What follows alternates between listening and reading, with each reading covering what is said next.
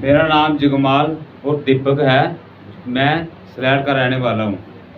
मेरी test money इस प्रकार है। सबसे पहले तो मैं आर्मी में था, वहाँ से रिटायरमेंट होके अभी घर में हूँ, दुकानदार हूँ।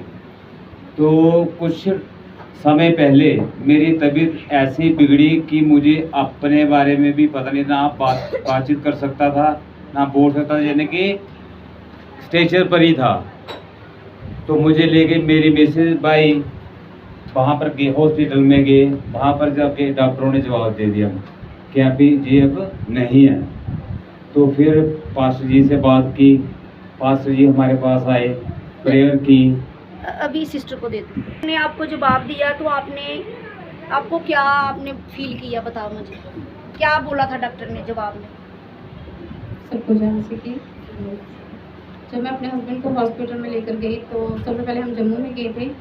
तो जम्मू केडी हॉस्पिटल है मार्केट में, वहाँ पर जो डॉक्टर इनको देख रहे थे, सीनियर डॉक्टर, तो वहाँ के हॉस्पिटल की जो एचओडी थी मेन, उन्होंने मेरे को ये बोला था कि अगर आप इनको कहीं और शिफ्ट करना चाहते हो तो कर लें, हमारे हाथ जो है वो खड़े हो चुके हैं कि हमारे मेडिकल में कोई ट्रीटमेंट नहीं है जो हमें बचा सकता है। तो उसके बाद हम लोगों ने यहाँ से इनको नारायणा में शिफ्ट किया।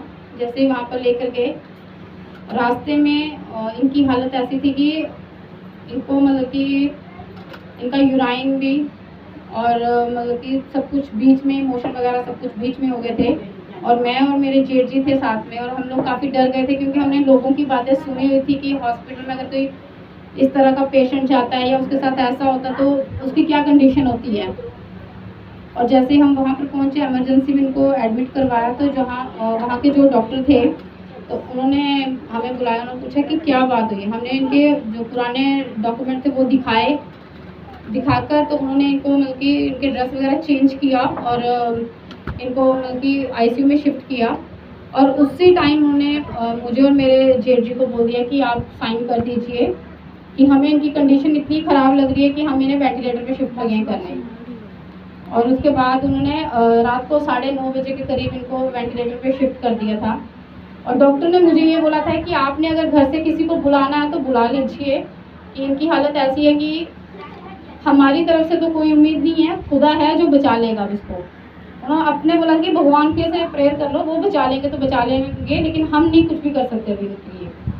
और मैं सीढ़ियों पे बैठी हुई थी और मैं वहाँ बैठ के यही बोल रही थी, मैंने कहा खुदा मैंने किसी को नहीं बुलाना, मैंने आपको बुलाया है, मैं आपको जानती हूँ, मैं आपको ही बुलाऊँगी, मैं किसी को नहीं जानती। क्योंकि जेठ जी मेरे साथ थे, देवर मेरे साथ था और मैं किसको बुला ही नहीं सकती थी।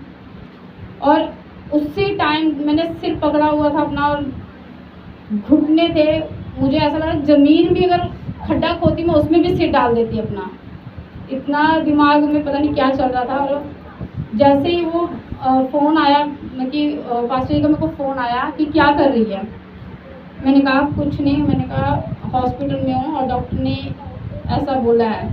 तो कह रही वेट कर, मैं आ रही हूँ। मैं हैरान इस बात के लिए थी कि मैं खुदा को बोल रही हूँ कि खुदा मैंने तुझे बुलाया है, तू आ, मतलब कि क्योंकि घर में तो मैं किसी को नहीं बुला सकती।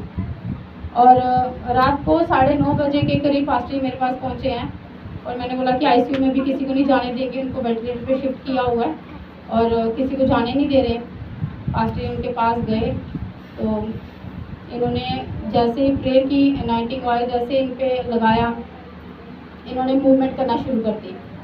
और जैसे ही मूवमेंट की उसके बाद डॉक्टर ने मेरे को बुलाया तो वो बोलने लगे कि हम ना इनके हाथ पैर ना बांध देते हैं, आप साइन कर दीजिए क्योंकि ये मूवमेंट कर रहे हैं। और मैं, मेरा देवर और मेरा जेठ, हम लोग बात नहीं कर रहे थे, हम लोग आंखों से इशारा कर रहे थे सिर्फ कि डॉक्टर क्या बोल रहे हैं, मैं आईसीयू से आई हूँ, जब तुम अभी आईसीयू से आया तो क्या उनका रिएक्शन है, क्या बोल रहे हैं। हम मुंह से कुछ नहीं बोल रहे थे, सिर्फ इशारा कर रहे थे कि है नहीं है या क्या कंडीशन है या क्या मूवमेंट है उनकी, सिर्फ इशारा चल रहा था। और जैसे मैं वहाँ से आई, मेरा देवर मुझे नीचे मिला तो मैंने उनको बोला, मैंने कहा मूवमेंट कर रहा। उसने इमीडिएटली सबको फ़ोन करके बोल दिया कि वो मतलब कि मूवमेंट करना उसने शुरू कर दिया है। और बाद में जब पहले तो कोई नहीं इस चीज़ को मानता था, कि सब बोलते थे कि ये मतलब कि अलग दिशा में जा रहे हैं, ये अलग चीज़ को मान रहे हैं। लेकिन उस दिन उन्होंने भी माना कि सच में इनका खुदा जिंदा है।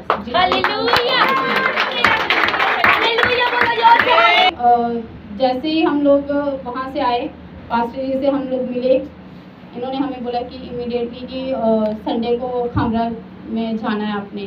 तो हम लोग खामरा में गए, हमारा लेहन था। अगर वो वाली पिक्चर मैं आपको दिखाऊंगी तो आप देख के हैरान होंगे कि मेरे हस्बैंड इतने फूले हुए थे ना, गुब्बारे की तरह फूले हुए थे कि स्वेलिंग थी, ये था वो था। डॉक्टर बोल रहे थे पेट में पानी है, ये हो जाएगा, बहुत कुछ उन्होंने बोला था। वहाँ से जैसे ही ले हैंड हुआ ना, दूसरे दिन मानो आप जैसे दूसरे दिन तीसरे दिन सुबह जब ये उठी हैं, बिल्कुल स्लिम ट्रिम है। अभी देख लो आप इनको, हालेलुया, बिल्कुल स्लिम ट्रिम है। और डॉक्टर के पास गए, डॉक्टर इनको बोला कि जगमल, कहता हाँ सर मैं ही हूँ। तो कहता इतनी जल्दी रिकवरी? तो ये बोलते हैं हाँ सर हो गई। तो अभी फिर उन्होंने मतलब कि पहले इनको कटरा में जाना पड़ता था। डॉक्टर ने बल्कि इनको बोला कि आपको कटरा आने की ज़रूरत नहीं, आप मेरे को जम्मू में मिल लेना, मैं वहीं पर आपका ट्रीटमेंट आगे कंटिन्यू करूँगा। और परमेश्वर का फेवर देखो कैसे आया कि वो डॉक्टर अभी इनको बोला तू जम्मू में मत आना, बिश्नाह में आके मिल लेना मेरे से। हाँ जी जय मैं यहाँ पर बैठता हूँ। आप लोग कहते हो ना कि परमेश्वर का फेवर क्या होता है। हम जगह जगह कहीं कहीं गए हैं, तो मैंने क्या कहा कि आप एक ही संगति यीशु मसीह की सुनिए, जीवित परमेश्वर की, आपको खुद ही पता चल जाएगा। हालेलुया। तो सिस्टर अभी आप क्या कहना चाहते हो? और अभी मैं आपसे इन लोगों कहना को चाहती हूँ जो नई कलीसिया आई हुई है, भैया आप क्या कहना चाहते हो? बोलो। आप लोग मतलब कि ना ये मत देखो कि परमेश्वर यीशु मसीह कौन है, ईसाइयों का खुदा है या किसका है, उसके बारे में जानो, पहले समझो। नहीं पता लगता है सर्च करो, पढ़ो, बाइबल्स आपके पास हैं, उनको पहले पढ़ लो अच्छी तरह से, फिर देखो कि उसमें किस चीज़ के बारे में बताया, ईसाई धर्म के बारे में बताया है कि हमारी रियल लाइफ जो है उसके बारे में बताया है, कैसे उसको जीना है। और मैं यही कहूँगी कि जो भी मतलब कि इस संगति से जुड़ रहा है वो इसके साथ जुड़ा रहे और परमेश्वर की महिमा करता रहे, और परमेश्वर की महिमा को अपनी खुली आंखों से देखता रहे। सबको जय मसीह।